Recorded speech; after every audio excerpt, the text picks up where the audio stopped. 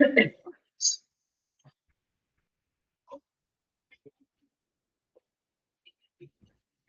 good morning. Good morning, ma'am. Good morning. Good morning.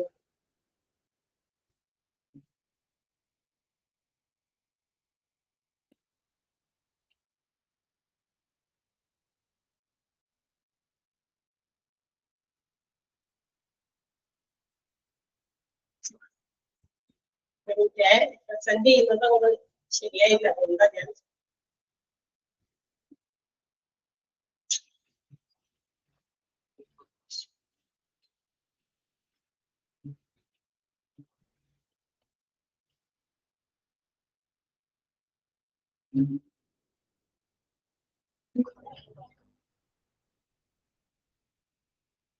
Good morning. Good morning.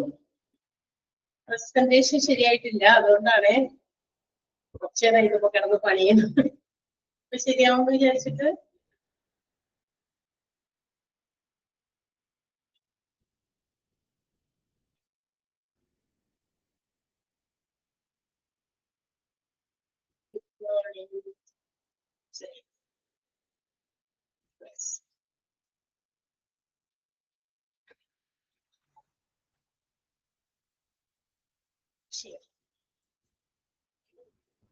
ചില ദിവസം റെഡിയാണോ എല്ലാവരും?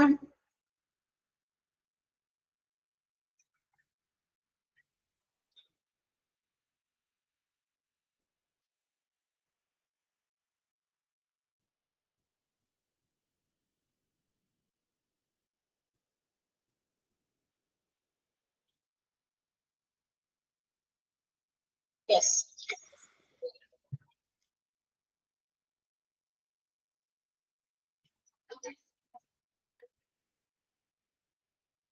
കഴിഞ്ഞ ദിവസം നമ്മള് പുതിയ ചാപ്റ്റർ എടുത്തു അല്ലെ, മെഡിക്കൽ ഇൻഷുറൻസ്.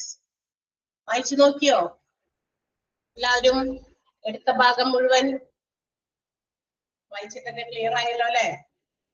നമ്മള് കഴിഞ്ഞ ദിവസം എടുത്തത് എവിടെ വരെയാ? ഫസ്റ്റ് പേജ് ആണ് ഐ തിങ്ക് കംപ്ലീറ്റ് ചെയ്തിട്ടുള്ളൂ. അല്ല, ഫസ്റ്റ് പേജ് അല്ല,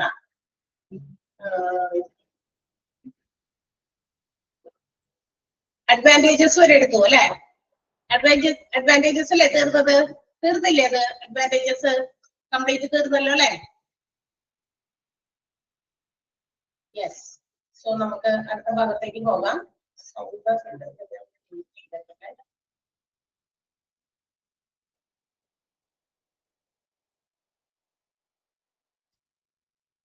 അപ്പൊ നമ്മള് ഒരു ഹെൽത്ത് ഇൻഷുറൻസ്, ആരോഗ്യ ഇൻഷുറൻസ് നമുക്ക് ഉണ്ടാകേണ്ടതിന്റെ കുറച്ച് നേട്ടങ്ങളാണ്. അതുണ്ടെങ്കിൽ നമുക്ക് ഉണ്ടാകാവുന്ന കുറെ അഡ്വാൻറ്റേജസ് ആണ് കഴിഞ്ഞ ദിവസം നമ്മള് ക്ലാസ്സിൽ പറഞ്ഞത്. അതായത് പെട്ടെന്ന് ഉണ്ടാകുന്ന നമ്മുടെ ഫിനാൻഷ്യൽ ലോസ്, അതായത് ഒരു പെട്ടെന്ന് നമുക്ക് ഇതുപോലുള്ള ഫിനാൻഷ്യൽ നഷ്ടങ്ങളൊക്കെ അഫോർഡബിൾ ആവില്ല എല്ലാവരെയും സംബന്ധിച്ച്. സാധാരണക്കാർക്ക് അതൊക്കെ അൺഅഫോർഡബിൾ ആണ്. അപ്പൊ അത്തരം സിറ്റുവേഷൻസിന് വേണ്ടിയിട്ടാണ് നമ്മൾ ഇങ്ങനെ ഒരു ഹെൽത്ത് ഇൻഷുറൻസ് നൽകുന്നത് നല്ലതായിരിക്കും.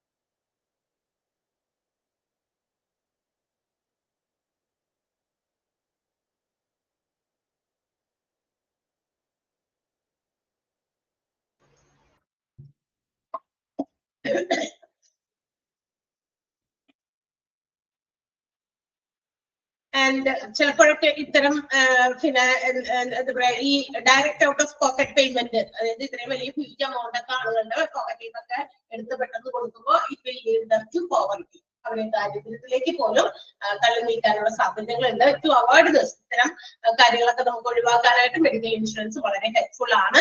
അതുപോലെ തന്നെ നമുക്ക് ഏത് രീതിയിലുള്ള ചികിത്സ വേണം അല്ലെ, എങ്ങനെയുള്ള ഏത് ഹോസ്പിറ്റൽസ് ചൂസ് ചെയ്യണം, അതിനൊക്കെ ഒരു സാധ്യതയുള്ളത് കൂടിയാണ് മെഡിക്കൽ ഇൻഷുറൻസ് എന്ന് പറയുന്നത്. നെഗോഷിയേഷന് നമുക്ക് ഒരു ചാൻസ് ഉണ്ട്.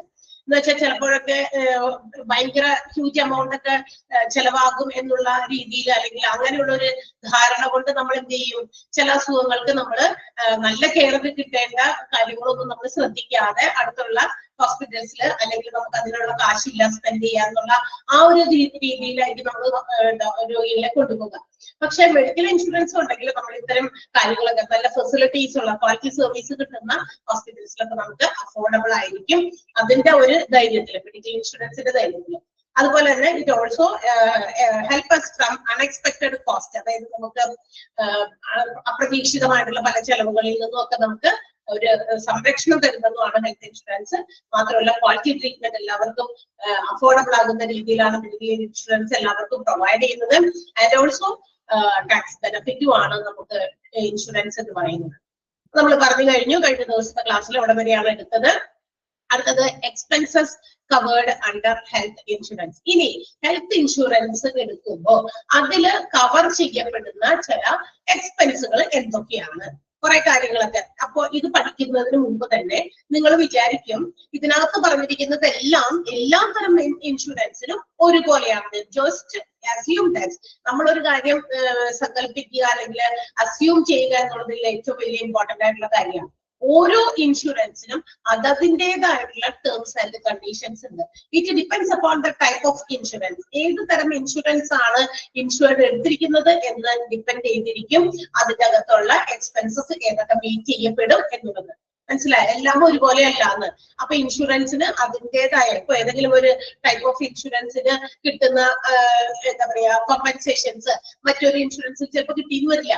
അത് വേറെ രീതിയിലുള്ള എക്സ്പെൻസ് ആയിരിക്കും മീറ്റ് ചെയ്യപ്പെടുന്നത്. സോ അതുകൊണ്ട് അങ്ങനെ വിചാരിക്കണം നമ്മൾ. അസ്യൂം ചെയ്യേണ്ടത് എല്ലാ ടൈപ്പ് ഓഫ് ഇൻഷുറൻസിനും അതിൽ ഡിഫറൻസ് ഉണ്ട്, അതുപോലെ അതിൻ്റെതായ ടേംസ് ആൻഡ് കണ്ടീഷൻസ് ഉണ്ട്, ചില എക്സ്ക്ലൂഷൻസ് ഉണ്ട്.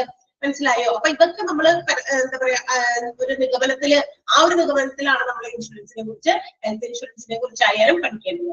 അപ്പൊ നമുക്ക് നോക്കാം എന്താണ് expenses covered by health insurance. Health ഇൻഷുറൻസിൽ കവർ ചെയ്യപ്പെടുന്ന എക്സ്പെൻസുകളെ കുറിച്ചാണ്.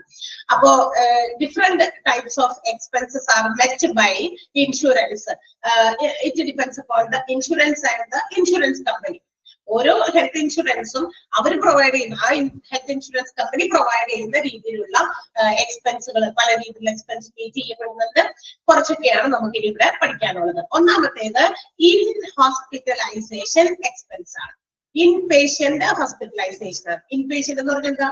രോഗി എന്താ പറയാ, നമുക്ക് എന്തെങ്കിലും അസുഖം വന്നു നമ്മൾ ഹോസ്പിറ്റലൈസ്ഡ് ആകുന്നു കുറച്ച് ദിവസത്തേക്ക്, മോർ ദാൻ 1 day അല്ലെ, അഡ്മിറ്റഡ് ആകുന്നു. ഒരു ദിവസത്തിൽ കൂടുതലുള്ള നമ്മളുടെ ചികിത്സയുടെ ഭാഗമായിട്ട് നമുക്ക് അവിടെ അഡ്മിഷൻ വേണ്ടി വരുന്നു. അങ്ങനെയുള്ള പേഷ്യൻസിനെയാണ് നമ്മൾ ഇൻപേഷ്യൻസ്, അഡ്മിറ്റഡ് പേഷ്യൻസ് ആണ്. അപ്പൊ ഇൻപേഷ്യൻസിന് എന്തൊക്കെ എക്സ്പെൻസ് ആണ് മീറ്റ് ചെയ്യപ്പെടുന്നത്? When a patient is hospitalized due to some illness or disease or injury, the health insurance plan provides hospitalization expenses. നമുക്കറിയാം ഹോസ്പിറ്റലിൽ അഡ്മിറ്റ് ചെയ്ത് കഴിയുമ്പോൾ ഇൻഷുറൻസ് എടുത്തിരിക്കുന്ന ആളാണെങ്കിൽ അവരുടെ ഇൻഷുറൻസ് കമ്പനി അവർക്ക് ആ ഹോസ്പിറ്റലൈസേഷൻ എക്സ്പെൻസ് മീറ്റ് ചെയ്യാനുള്ള ഹെൽപ്പ് ചെയ്ത് കൊടുക്കുന്നു. അത് ഏതൊക്കെ തരത്തിലുള്ള ചെലവുകളാണ് സ്വാഭാവികമായിട്ടും മീറ്റ് ചെയ്യപ്പെടുക എന്നുള്ളത് അവിടെ കൊടുത്തിട്ടുണ്ട്.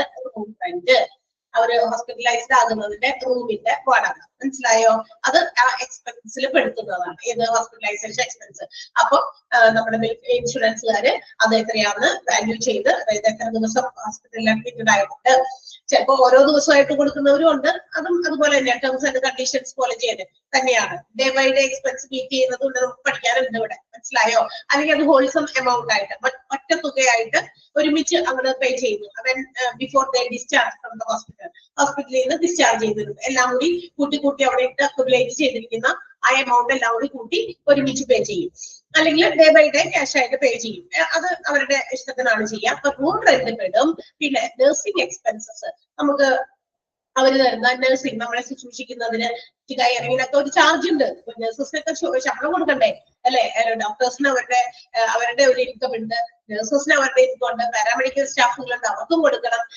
ഓപ്പറേഷൻ തിയേറ്ററോ മറ്റ് ഏതെങ്കിലും തരത്തിലുള്ള പ്രൊസീജിയേഴ്സോ നടത്തുന്നവര് അതിന് ഹെൽപ്പ് ചെയ്യുന്നവർക്ക് എല്ലാവർക്കും എന്തെങ്കിലുമൊക്കെ പേയ്മെന്റ് കൊടുക്കണം അല്ലെ? At the beginning of every month അല്ലെങ്കിൽ ലാസ്റ്റ് ഓഫ് എവറി മന്ത് എപ്പോഴെങ്കിലൊക്കെ അവർക്ക് സാലറിയോ വേജസ് ഒക്കെ കൊടുക്കണം. അപ്പൊ ഇതിനൊക്കെ കൊടുക്കണമെങ്കിൽ ഇത്തിരിയൊക്കെ ചെയ്യുന്ന ജോലികൾക്കും അതിന് ആ സർവീസിനും നമ്മൾക്ക് പേയ്മെന്റ് നമ്മൾ കൊടുക്കേണ്ടി വരുന്നുണ്ട്. അതെല്ലാം ഇങ്ങനെ ഡയറക്റ്റ് ആയിട്ട് എല്ലാം ഇങ്ങനെ അടിച്ചു കളിക്കുക പോലെ തരില്ല, ഡിഫറൻഷിയേറ്റ് ചെയ്ത് ഒരു എമൗണ്ട് ആയിട്ട് അങ്ങോട്ട് പറയും. അപ്പൊ നഴ്സിംഗ് എക്സ്പെൻസ് പെടും, പിന്നെ ICU ചാർജസ് പെടുന്നുണ്ട്, ഡോക്ടറിനെ കൺസൾട്ട് ചെയ്യുന്ന ഫീ.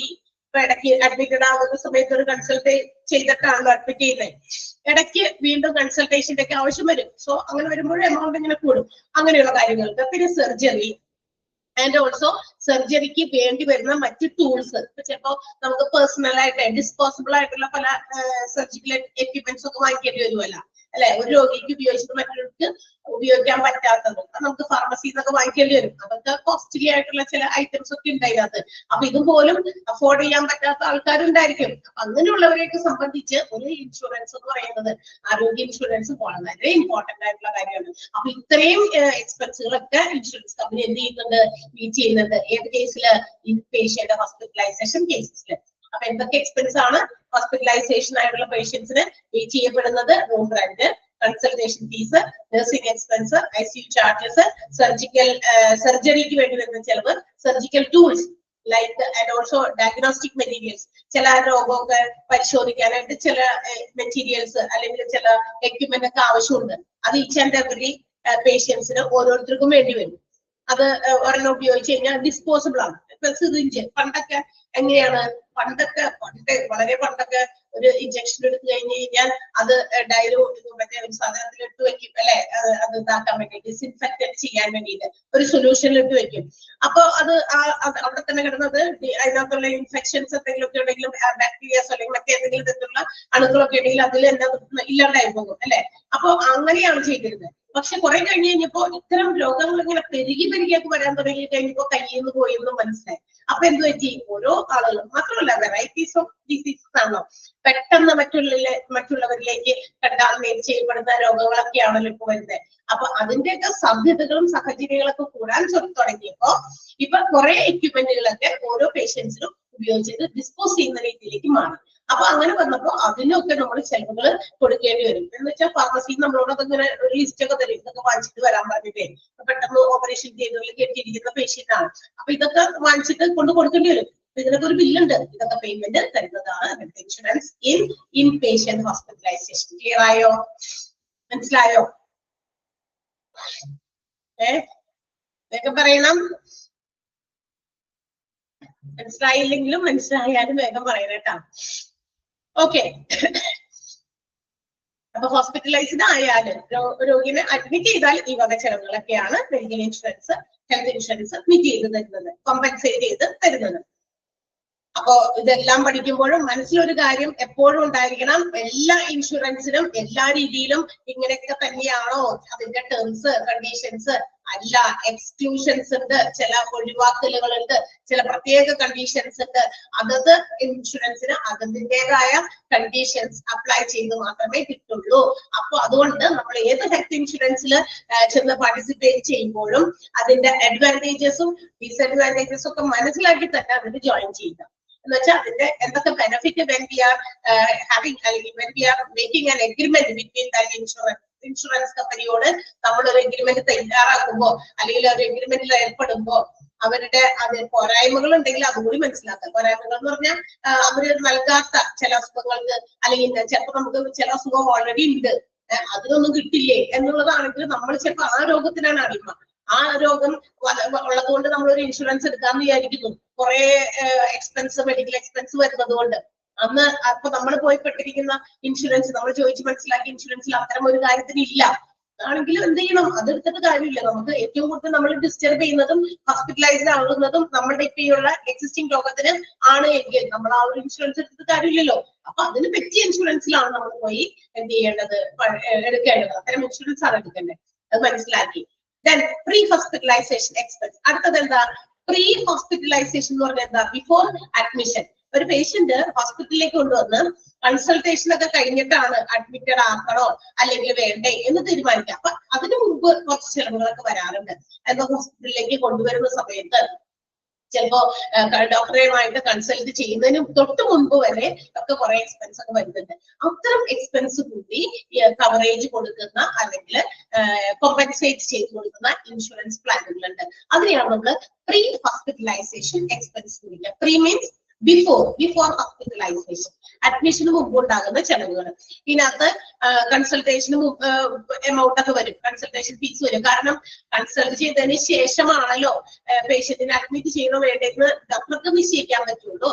അപ്പൊ അത് മുമ്പുള്ളതല്ലേ, അഡ്മിറ്റഡ് അല്ല നേരം. അപ്പൊ ഡോക്ടർ കൺസൾട്ടേഷന്റെ ഫീസ്, പിന്നെ അത് ആളെ ചിലപ്പോ രോഗം എന്താണെന്ന് ചിലപ്പോ പെട്ടെന്നൊന്നും പരിശോധനയിലോ ആളെ കണ്ടിട്ടോ മനസ്സിലായില്ല. So the doctor have to make some medical investigation. ഡോക്ടർക്ക് ചിലപ്പോൾ ചില കാര്യങ്ങളിലേക്ക് കൺഫേം ചെയ്യണമെങ്കിൽ ചില ഇൻവെസ്റ്റിഗേഷൻസ്, ചില ടെസ്റ്റ് ആയിരിക്കാം, ഡയഗ്നോസ്റ്റിക് ആയിട്ടുള്ള ഏതെങ്കിലും രീതി ആയിരിക്കാം, അങ്ങനെയുള്ള കാര്യങ്ങളൊക്കെ ചെയ്യേണ്ടി വരും. അപ്പൊ അത്തരം കാര്യങ്ങൾക്ക് വേണ്ടി കൊടുക്കുന്ന പൈസ, പിന്നെ സർജറീസ്, എന്തെങ്കിലും പ്രിവെന്റീവ് ആയിട്ടുള്ള സർജറീസ് എന്ന് പറഞ്ഞാൽ ഇപ്പൊ ഭയങ്കര ബ്ലീഡിംഗ് ഒക്കെ ആയിട്ട് വരുന്നു, ആ ബ്ലീഡിങ്ങിനെ പെട്ടെന്നൊന്ന് സ്റ്റോപ്പ് ചെയ്യണം, അതിനുവേണ്ടി ഏറ്റവും ആദ്യം ചെയ്യണം. അപ്പോഴൊന്നും അഡ്മിഷനിലേക്ക് പോയിട്ടില്ല, നേരെ ചിലപ്പോ ഓപ്പറേഷൻ തിയേറ്ററിലേക്കൊക്കെ ആയിരിക്കും പോയിരിക്കുന്നത്, അഡ്മിറ്റഡ് അല്ല അത്രയും നേരം വരെ പേഷ്യന്റ്.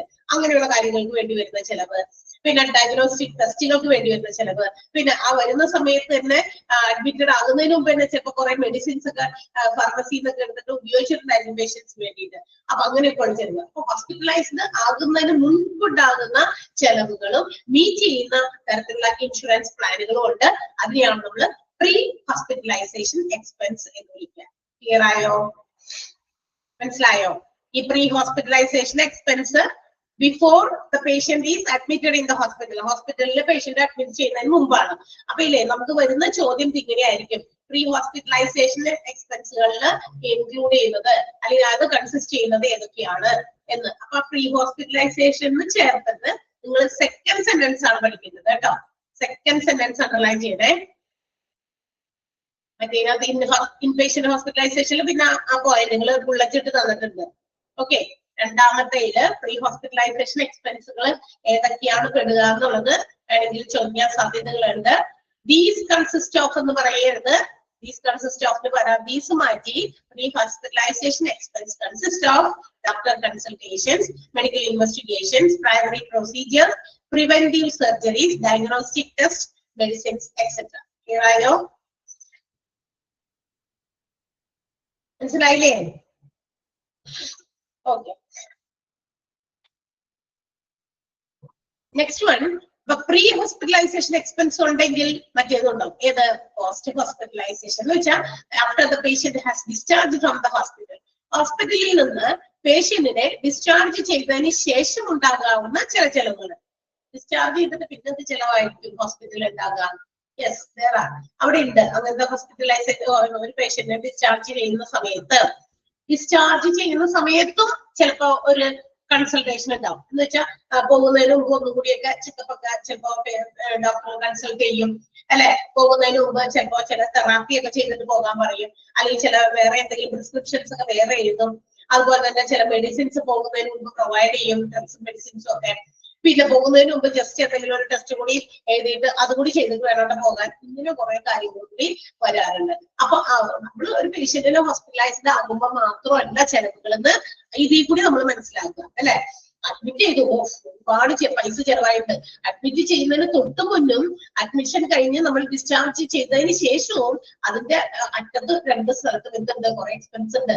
ഇതും ഇൻഷുറൻസ് കവറേജിൽ വരുന്ന പ്ലാനുകളുണ്ട്. അപ്പൊ പ്ലാൻ നല്ലത് നോക്കി സെലക്ട് ചെയ്യാന്നുള്ളതാണ് നമ്മളെ സംബന്ധിച്ച കാര്യങ്ങൾ. മനസ്സിലായോ? അപ്പൊ പോസ്റ്റ് ഹോസ്പിറ്റലൈസേഷൻ എക്സ്പെൻസ് എന്ന് പറയുന്നത് എന്താ പറയാ, നമ്മള് patient is discharge from the hospital, അതിന് വരുന്നിരിക്കുന്ന എല്ലാ കോസ്റ്റും ആണ് അതിനകത്ത് പെടുക.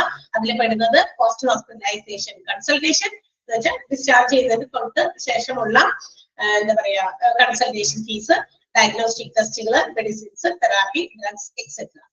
ക്ലിയർ ആയോ? അവിടെയും നമ്മൾ പഠിക്കേണ്ടത് post hospitalisation expense consist of എന്ന് പറഞ്ഞിട്ട് സെക്കൻഡ് സെന്റൻസ് ആണ് അണ്ടർലൈൻ ചെയ്യുന്നത്. ഓക്കെ,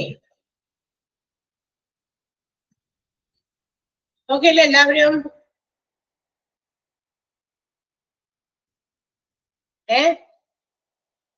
പാഠമൊക്കെ പഠിച്ചിട്ട് ഇരാറായിട്ടോ നമ്മുടെ ലാസ്റ്റത്തെ ചാപ്റ്റർ ആണ്.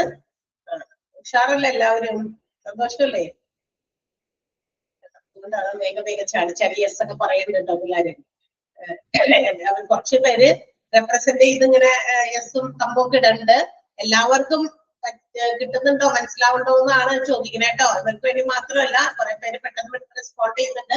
എനിക്ക് മനസ്സിലായിട്ടില്ല. എന്നാലും ഇവരൊക്കെ വേഗം ശരി ഓക്കെ എന്നൊക്കെ പറയുന്നതുകൊണ്ട് എങ്ങനെ പറയുന്നു എന്ന് ആരും വിചാരിക്കണ്ട, നമുക്ക് മനസ്സിലാവില്ല. പിന്നെ സിമ്പിൾ ലെസണും ആണല്ലോ അല്ലെ. Okay, yes. ഇനി അടുത്ത എന്താ, അപ്പൊ നമ്മള് ഇൻപേഷ്യന്റ് ഹോസ്പിറ്റലൈസേഷൻ, ഹോസ്പിറ്റൽ ആകുമ്പോൾ ഉണ്ടാകുന്ന room rent, consultation, ICU charges, സർജറിയുടെ നഴ്സിംഗ് ചാർജസ്, അതുപോലെ സർജിക്കൽ ടൂൾസിന് വരുന്ന എക്സ്പെൻസ് ഒക്കെ പറഞ്ഞു. അതുപോലെ പ്രീ ഹോസ്പിറ്റലൈസേഷൻ, ഹോസ്പിറ്റലൈസ്ഡ് ആകുന്നതിന് മുമ്പുണ്ടാകുന്ന കുറെ ചെലവുകൾ, പോസ്റ്റ് ഹോസ്പിറ്റലൈസേഷൻ ചെലവുകൾ, ഇതിനൊക്കെ നമുക്ക് ഇൻഷുറൻസ് പ്ലാൻസ് ഉണ്ട് എന്ന് നമ്മൾ കണ്ടു. ആൻഡ് മറ്റൊന്നാണ് ആംബുലൻസ് ചാർജസ്. എന്താ, ഇപ്പൊ നമുക്കറിയാം ഒരു ഹോസ്പിറ്റലിലേക്ക് പേഷ്യന്റിനെ കൊണ്ടുവരാൻ, വഴിയിലൊക്കെ പെട്ടെന്ന് അപകടത്തിൽ പെട്ടിട്ടുള്ള പേഷ്യന്റിനെ ആംബുലൻസിലേക്ക് വിളിക്കുമ്പോൾ വേഗം തന്നെ വിടും. നിയറസ്റ്റ് ഹോസ്പിറ്റലിൽ ആംബുലൻസ് ആയിരിക്കും. ആ റോഡിലോ എവിടെയെങ്കിലും ആക്സിഡന്റ് ആയിട്ട് കിടക്കുന്ന ആളുകളെ കൊണ്ടുപോകുന്നത്. അതൊരു ചാർജ് ഉണ്ട്. ആംബുലൻസ് ഇന്ധനം ഒഴിച്ച് ഓടിക്കേണ്ടതാണ്. അതിനൊരു ഡ്രൈവർ ഉണ്ട്. ഇത് രണ്ടും കോസ്റ്റ് ഉണ്ട്. ഇതിന് രണ്ടിനും എക്സ്പെൻസ് ഉണ്ട് അല്ലെ. ഡ്രൈവർക്ക് കൊടുക്കുന്ന സാലറിയും അതിലൊഴിക്കുന്ന ഇന്ധനത്തിനും ചാർജബിൾ ആണ്. അപ്പൊ തീർച്ചയായിട്ടും അതിന് ഒരു ചെറിയ എമൗണ്ടോ വലുത് എമൗണ്ടോ, അത് ഡിപ്പെൻസ് അപ്പോൺ ദ ഹോസ്പിറ്റൽ, അതിനും ഒരു ചാർജ്. അതുപോലും കൊടുക്കാൻ പറ്റാത്തവരും ഉണ്ടാകുമായിരിക്കും അല്ലെ. അഫോർഡബിൾ ആകാത്ത, അത്തരം ഫിനാൻഷ്യൽ എക്സ്പെൻസ് മീറ്റ് ചെയ്യാൻ പറ്റാത്ത, അപ്പൊ ഇവർക്കൊക്കെ വേണ്ടി ഹെൽപ്ഫുൾ ആകുന്ന ഒരു പ്ലാൻ, ആംബുലൻസ് ചാർജസും പേ ചെയ്യുന്ന ഇൻഷുറൻസ് പ്ലാൻസ് ഉണ്ട്. അപ്പൊ അവർക്ക് പേഷ്യൻസിനെ ഹോസ്പിറ്റലിലേക്ക് ഷിഫ്റ്റ് ചെയ്യാനോ ഹോസ്പിറ്റലിൽ നിന്ന് മറ്റേതെങ്കിലും ഹോസ്പിറ്റലിലേക്ക് ട്രാൻസ്ഫർ ചെയ്യാനോ ഒക്കെ ആംബുലൻസ് വിൽ ബി യൂസ്ഡ്. തീർച്ചയായിട്ടും ആംബുലൻസ് ആണ് ഉപയോഗിക്കുക. അങ്ങനെ ആംബുലൻസിന്റെ ചാർജസും ഇൻക്ലൂഡ് ചെയ്യുന്ന, കവർ ചെയ്യുന്ന ഹെൽത്ത് ഇൻഷുറൻസ് പ്ലാൻസ് ഉണ്ട് എന്നാണ് പറയുന്നത്. Clear ആയോ? Health insurance plans will also cover costs involved in shifting patients to a hospital by an ambulance. Okay, അടുത്തത് ഡേ കെയർ ട്രീറ്റ്മെന്റ് ആണ്. ഡേ കെയർ ആംബുലൻസിന്റെ ഒറ്റ സെന്റൻസ് ഉള്ള അണ്ടർലൈൻ ചെയ്ത് വെച്ചേക്കാം കേട്ടോ. Day care treatment. ഇനി നമ്മൾ പറഞ്ഞു ഇൻപേഷ്യന്റ് ഹോസ്പിറ്റലൈസേഷന് കവറേജ് ഉണ്ട് എന്ന് പറഞ്ഞു ഇൻഷുറൻസിനകത്ത്. പേഷ്യന്റ് അഡ്മിറ്റഡ് ആയി കഴിഞ്ഞാൽ ആളുടെ റൂം റെന്റ് മറ്റു കാര്യങ്ങളൊക്കെ മീറ്റ് ചെയ്യപ്പെടുന്നുണ്ട്. പക്ഷേ what in case of a patient who is not admitted, that means a patient who gets only treatment for less than 24 hours, അങ്ങനെയുള്ള പേഷ്യൻസിനോ അവർക്കില്ലേ ഇപ്പോ അല്ലെ, നമ്മൾ അഡ്മിറ്റ് ചെയ്താൽ മാത്രമേ പൈസ കിട്ടുള്ളൂ. അതെ, അപ്പോഴാണ് നമ്മൾ നേരത്തെ പറഞ്ഞ, വീണ്ടും ഞാൻ എടുത്തെന്ന് പറയാണ്, ഓരോ പ്ലാൻസിനും ഓരോ ഇൻഷുറൻസിനും അതിൻ്റെതായ ടേംസ് ആൻഡ് കണ്ടീഷൻസ് ഉണ്ട്. ചില ഹെൽത്ത് പ്ലാൻസ് ഉണ്ട് 24 hours കുറവ് മാത്രം ഒരു ദിവസത്തെ ട്രീറ്റ്മെന്റ്, രാവിലെ വരുന്നു വൈകുന്നേരം ഡിസ്ചാർജ് ചെയ്ത് പോകുന്നു. അപ്പൊ നമ്മൾ അഡ്മിഷൻ അല്ല, പക്ഷെ ഒരു ഡേയുടെ കെയറിംഗ് ആണ് കൊടുക്കുന്നത്. അങ്ങനെയുള്ള ഇത് ഇൻഷുറൻസ് കവറേജ് കിട്ടുന്ന പ്ലാൻസും ഉണ്ട്. അപ്പൊ ആ ഒരു ദിവസത്തെ ട്രീറ്റ്മെന്റിന് വേണ്ടി വരുന്ന ആ lump sum amount will be paid by the insurance company. തീർച്ചയായിട്ടും അന്നത്തെ ദിവസം ചെലവായ ആ തുക, ആ ഡെയിലി കോസ്റ്റ് എത്രയാണോ അത് എന്താ പറയാ ഡേ കെയറിന്റെ 24 മണിക്കൂറിൽ കുറവ് ആണെങ്കിൽ പോലും അതിന് വരുന്ന എന്തെങ്കിലും എക്സ്പെൻസുകളും മീറ്റ് ചെയ്യുന്നതുണ്ട്. മനസ്സിലായോ? അതാണ് ഡേ കെയർ ട്രീറ്റ്മെന്റ്. ഒരു ദിവസത്തില് കുറവ് ഉള്ള സമയം മാത്രം കെയറിങ് കൊടുക്കുന്ന, ട്രീറ്റ്മെന്റ് കൊടുക്കുന്ന രീതിയിൽ എക്സ്പെൻസ് മീറ്റ് ചെയ്യാനുള്ള ഇൻഷുറൻസ് പ്ലാൻസും ഉണ്ട്. മനസ്സിലായോ? എല്ലാ തരത്തിലുള്ള പ്ലാനുകളും ഉണ്ട്. ആ പ്ലാനുകൾ ഏറ്റവും നല്ലത്, ഏറ്റവും കൂടുതൽ എന്താ പറയാ നല്ല ഒരുപാട് രോഗങ്ങളെയും ഇൻക്ലൂഡ് ചെയ്യുന്നതും, അതുപോലെ തന്നെ ഇത്തരം കാര്യങ്ങൾ ഇപ്പൊ ഡേ കെയർ ട്രീറ്റ്മെന്റ്, അയ്യോ ഹോസ്പിറ്റലൈസ്ഡ് ആയിട്ട് മാത്രമേ കിട്ടുള്ളൂ, അങ്ങനെയുള്ള പോളിസി ആണെങ്കിൽ നമ്മൾ ചിന്തിക്കണം അതെടുക്കണോ അല്ലെ. ഒരു ഡേ കെയറിന്റെ മാത്രം ട്രീറ്റ്മെന്റുകളും ചിലപ്പോഴൊക്കെ ഹ്യൂജ് എമൗണ്ട് വരാൻ സാധ്യതയുള്ളതുണ്ട് ഇല്ലേ. കിടന്ന അഡ്മിറ്റ് ചെയ്താൽ മാത്രമാണോ നമുക്ക് വലിയ എമൗണ്ട് ഹോസ്പിറ്റലിൽ കൊടുക്കേണ്ടി വരിക. നിങ്ങൾ ആലോചിച്ച് നോക്കിയോ, ഒറ്റ ദിവസത്തെ ട്രീറ്റ്മെന്റ് പോയാലും മതിയല്ലോ. ചിലപ്പോഴൊക്കെ അതുപോലും അഫോർഡ് ചെയ്യാൻ പറ്റാത്ത ആളുകളുണ്ട് നമുക്ക് ചുറ്റും. നമ്മൾ അങ്ങനെ ചിന്തിക്കണം. ഞാൻ കഴിഞ്ഞ ദിവസം പറഞ്ഞു, ഇൻഷുറൻസ് അങ്ങനെയുള്ള ചില കാര്യങ്ങളെ കുറിച്ച് നമ്മൾ പഠിക്കുമ്പോൾ we have to assume as an ordinary people or poor people, നമ്മൾ സാധാരണക്കാരായിട്ടുള്ള ആൾക്കാരെ കുറിച്ചോ അല്ലെങ്കിൽ കുറച്ച് BPL അതായത് ബിലോ പോവർട്ടി ലെവലിൽ ജീവിക്കുന്നവരെ കുറിച്ചോ അങ്ങനെയുള്ള സ്റ്റേറ്റസിലുള്ള ആളുകളെ കുറിച്ച് നമ്മൾ അസ്യൂം ചെയ്യാം. നമ്മൾ അല്ലാതെ ഇതിന് പോലും കാശില്ലേ, ഒരു ആംബുലൻസിന്റെ ചാർജ് കൊടുക്കാൻ കാശില്ലേ, അതും ഇൻഷുറൻസ് കമ്പനി തന്നെ, അങ്ങനെ നമ്മൾ ചിന്തിക്കരുത്. കാരണം അത് ചിലപ്പോ എന്താ പറയാ ഒരു എബവ് ആവറേജ് ആയിട്ടുള്ള ആളുകൾക്ക്, നല്ല സാലറീഡ് ആയിട്ടുള്ള ഇൻകം കൂടുതൽ കിട്ടുന്ന ഏർണിംഗ് ഫാമിലീസ് ഒക്കെ ആണെങ്കിൽ അവർക്കത് പുല്ലുപോലെ എന്താ പറയാ എക്സ്പെൻസ് മീറ്റ് ചെയ്യാൻ പറ്റും അല്ലെ, വലുതാണെങ്കിലും ചെറുതാണെങ്കിലും. പക്ഷെ സാധാരണക്കാരെ കൂടി ചിലപ്പോൾ അത് പറ്റിയെന്ന് വരും. അതുകൊണ്ടാണ് അടുത്തത് day to day hospital cash ആണ്. ഡേ ടു ഡേ അതുപോലെ ഞാൻ നേരത്തെ പറഞ്ഞിരുന്നു അത് ഹെൽത്ത് കവറേജിൽ ഓരോ ദിവസത്തെ ഒരു ദിവസം കടന്നു അതിന്റെ ട്രീറ്റ്മെന്റിന് വേണ്ടി വന്ന ചെലവുകൾ ഫുള്ളും അന്ന് തന്നെ ലംസം എമൗണ്ട് ആയിട്ട് ഹോൾസം എമൗണ്ട് ആയിട്ട് തന്നെ പ്രൊവൈഡ് ചെയ്യുന്നു. അടുത്ത ബില്ല് വരുമ്പോൾ അന്നത്തെ ദിവസം മുഴുവനും വന്നിരിക്കുന്ന ബില്ലുകൾ അന്ന് പേ ചെയ്യുന്നു. അങ്ങനെ ഡേ ടു ഡേ ഉണ്ടാവുന്ന daily expenses will be paid or met by as a lump sum amount by the insurance company. ലംസമായിട്ട് എന്ന് പറഞ്ഞാൽ എന്താ, ഒരു ഒറ്റ തുകയായിട്ട് നമ്മൾ ഓരോ ദിവസത്തെയും കാൽക്കുലേറ്റ് ചെയ്ത് അങ്ങനെ കൊടുക്കുന്നു. ഇപ്പൊ ആദ്യ ദിവസം അഡ്മിറ്റ് ചെയ്ത് അന്ന് തന്നെ 15,000 രൂപ ചെലവായി, അത് ഇൻഷുറൻസ് കമ്പനി നമ്മൾ ക്ലെയിം അറിയിക്കുന്നതനുസരിച്ച് അന്നത്തെ ദിവസത്തെ കൊടുക്കും. പിന്നെ പിറ്റേ ദിവസവും അറിയിക്കേണ്ട, പിന്നത്തെ ദിവസത്തെ ബില്ല് ചോദിച്ചോളൂ ഇൻഷുറൻസ് കമ്പനി അടുത്ത ദിവസത്തെ ബില്ല് എന്താണ്. ഓക്കെ, സോ അത് കൊടുത്ത് up to the limit of that sum assured, എത്രയാണോ നമുക്ക് ഇൻഷുറൻസിന് തരാമെന്ന് അവർ എഗ്രി ചെയ്തിരിക്കുന്ന സം അഷ്വേർഡ് ഉണ്ട്. 1 ലക്ഷത്തിന്റെ പോളിസിയാണോ 5 ലക്ഷത്തിന്റെ പോളിസിയാണോ അതുകൂടി നോക്കിയിട്ടാണ് നമുക്ക് പേയ്മെന്റുകൾ കൊടുക്കുക. ഓക്കെ, ക്ലിയർ ആയോ? Day care and day to day മനസ്സിലായോ? മറ്റേത് 24 hours കുറവ് ട്രീറ്റ്മെന്റ് കിട്ടിയാലും നമുക്ക് ഇൻഷുറൻസ് കവറേജ് കിട്ടുന്ന പ്ലാനുകൾ. അടുത്തത് ഓരോ ദിവസത്തെ ട്രീറ്റ്മെന്റിനും അതാത് ദിവസങ്ങളിലെ പേയ്മെന്റ് ലംസമായിട്ട് പ്രൊവൈഡ് ചെയ്യുന്നു, ഡെയിലി ഹോസ്പിറ്റലൈസേഷൻ ചെലവുകൾ. അടുത്തത് income benefit. There are some advanced insurance plans. ഇത് നല്ല പ്ലാൻ ആണ് കേട്ടോ. ഇങ്ങനെയുള്ള ബെനിഫിറ്റ് കിട്ടുന്ന പോളിസി ആണെന്നും കൂടി തിരക്കിയേക്കാം നമ്മൾ ഹെൽത്ത് ഇൻഷുറൻസ് പ്ലാൻസ് എടുക്കുമ്പോൾ. കാരണം ഇതെന്ന് പറഞ്ഞു കഴിഞ്ഞാൽ കുറച്ച് അഡ്വാൻസ്ഡ് ആണ്, ചിലപ്പോൾ ഇച്ചിരി പ്രീമിയം ഒക്കെ കൂടുതലായിരിക്കും. കാരണം ഇതൊരു അഡ്വാൻസ്ഡ് പോളിസിയാണ്. കാരണം എന്താണെന്നറിയാമോ, ഇപ്പോ നമ്മളിപ്പോ ഒരു എന്താ പറയാ, എന്റെ വീട്ടില് ജോലിക്ക് പോകുന്ന ആൾ ഞാനാണ്. നമ്മളെ ഡിപ്പെൻഡ് ചെയ്ത് ഒരു ഫാമിലി നമുക്കുണ്ട്. നമ്മളുടെ വരുമാനം ഇല്ലാതായാൽ അവർക്ക് ചിലപ്പോ ജീവിക്കാൻ പറ്റില്ല എന്ന അവസ്ഥ നോക്ക്. എന്ന് വെച്ചാൽ ചിലപ്പോ എന്താ പറയാ വയസ്സായവരായിരിക്കാം, പിന്നെ ജോലിയൊന്നും ഇല്ലാത്ത കുട്ടികൾ പഠിച്ചുകൊണ്ടിരിക്കുന്നവർ. ഈ 2 കേസസ് ആണല്ലോ വരിക. ഇത്തിരി എന്തെങ്കിലും പഠിച്ച് എന്തെങ്കിലും ജോലിക്കൊക്കെ പോകാൻ പറ്റുന്നവരാണെങ്കിലും ഓക്കെ, അതല്ലാത്ത ഒരാളുകളെ സപ്പോർട്ട് ചെയ്ത് നമ്മൾ സപ്പോർട്ട് ചെയ്ത് നിൽക്കുന്ന ഒരു ഫാമിലി. അങ്ങനെ എത്തുമ്പോ പെട്ടെന്ന് നമുക്ക് എന്തെങ്കിലും വയ്യായ്ക വന്നു, അല്ലെ, നമ്മൾ ഹോസ്പിറ്റലൈസ്ഡ് ആയി.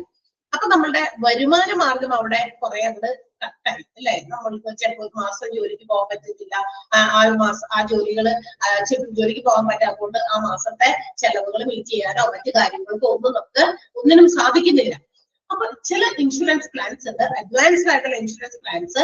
നമ്മുടെ ആബ്സെൻസി, നമ്മളുടെ ലോസ്റ്റ് ഓഫ് ഇൻകം, നമ്മളുടെ ഒരു വരുമാനം നഷ്ടപ്പെട്ടു എന്നുള്ള കാരണത്താൽ ആ ഫാമിലിയെ സപ്പോർട്ട് ചെയ്യാൻ വേണ്ടിയിട്ട് ചില ലംസം എമൗണ്ട് ആയിട്ട് എന്ത് ചെയ്യുന്നത്, നമ്മളുടെ അഭാവത്തിൽ നമുക്ക് വേണ്ടി പ്രൊവൈഡ് ചെയ്യുന്നു. നമ്മുടെ വീടിനെ ഒന്ന് സപ്പോർട്ട് ചെയ്യാനാണ് ഉദ്ദേശിക്കുന്നത്. മനസ്സിലായി? ആ മാസത്തെ സാലറിയില്ല, അല്ല ഇനിയിപ്പോ എന്നേക്കുമായിട്ട് ആ സാലറി ഇല്ലാണ്ടായി പോയി, ആ സാലറിയുടെ പേഴ്സൺസിനെ. അപ്പൊ അവരെയൊക്കെ ഒന്ന് സപ്പോർട്ട് ചെയ്യും. അത്തരം ആ ഫാമിലിനെയൊക്കെ സപ്പോർട്ട് ചെയ്യാനായിട്ട് ലംസം എമൗണ്ട്, ഒരു തുകയായിട്ട് ഇത്ര തുക, അത് അതിന്റെ ടേംസ് ആൻഡ് കണ്ടീഷൻസ് അനുസരിച്ച് തന്നെയായിരിക്കും ആ ഒരു തുകയായിട്ട് ആ ഫാമിലിനെ സപ്പോർട്ട് ചെയ്യാനായിട്ട് പ്രൊവൈഡ് ചെയ്യുക. In the absence of us, നമ്മളുടെ അഭാവത്തിലാണ്, നമുക്കതിന് ജോലിക്ക് പോകാൻ പറ്റുന്നില്ല, നമ്മുടെ വരുമാനം അതനുസരിച്ച് നഷ്ടമായി, അതുകൊണ്ട് നമ്മുടെ ഫാമിലിയെ സപ്പോർട്ട് ചെയ്യാൻ വേണ്ടി കൊടുക്കുന്ന ചില കോമ്പൻസേഷൻസ്.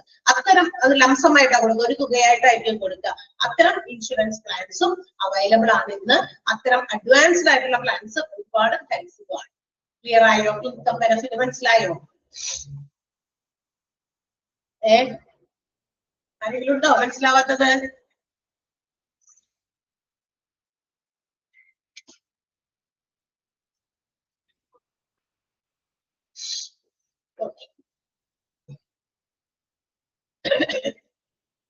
യെസ്, ഇനി അത് നമുക്ക് പഠിക്കാനുള്ളതേ IRDAI, the Insurance Regulatory and Development Authority of India. അതാണ് അതിന്റെ full form. IRDAI, the Insurance Regulatory and Development Authority of India. Underline ചെയ്യണം, അത് ഇമ്പോർട്ടന്റ് ആണ്. IRDAI ഫുൾ ഫോം നമ്മൾ നേരത്തെ പറഞ്ഞു. എന്താ പറയാ, ചില ഇൻഷുറൻസുകൾക്ക് പല കാര്യങ്ങൾക്കും പല രീതിയിലുള്ള ടേംസ് ആൻഡ് കണ്ടീഷൻസ് ഉണ്ട്. അതിൻ്റെതായ ചില എക്സ്ക്ലൂഷൻസ് ഉണ്ട്. എന്താ എന്താ ഇതിന്റെ അർത്ഥം? അതായത് ഒഴിവാക്കലുകൾ, ഇതിനകത്ത് പെടില്ല, ഇന്ന രോഗങ്ങൾ അതിനകത്ത് വരില്ല എന്നൊക്കെ പറഞ്ഞിട്ടുള്ള ചില മെഡിക്കൽ അല്ലെങ്കിൽ ചില ഡിസീസസിനെ ഒഴിവാക്കി നിർത്തിയിരിക്കുന്ന കുറച്ച് ലിസ്റ്റുകളുണ്ട്. അത് കുറച്ച് ഇവിടെ നമ്മുടെ IRDA നമുക്ക് വേണ്ടി ഒന്ന് ജസ്റ്റ് ഒന്ന് അറിയാൻ വേണ്ടിയിട്ട് തന്നിട്ടുണ്ട്.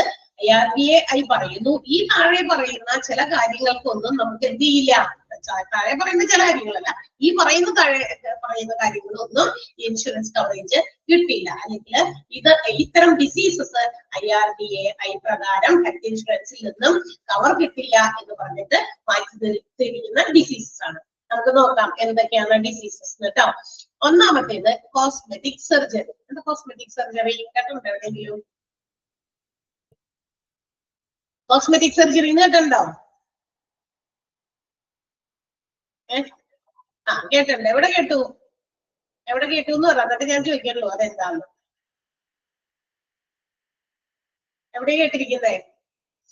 നമ്മള് HA പഠിച്ചപ്പോ HAയുടെ ഫസ്റ്റ് സെക്കൻഡ് മൊഡ്യൂളൊക്കെ കഴിഞ്ഞിട്ട് നമ്മളിപ്പോ ഫോർത്ത് മൊഡ്യൂളിലായിട്ട് നിൽക്കണേ. ഏതോ ഒരു മൊഡ്യൂളിൽ എവിടെയോ വായിച്ചു കേട്ടല്ലോ, കേട്ടില്ല?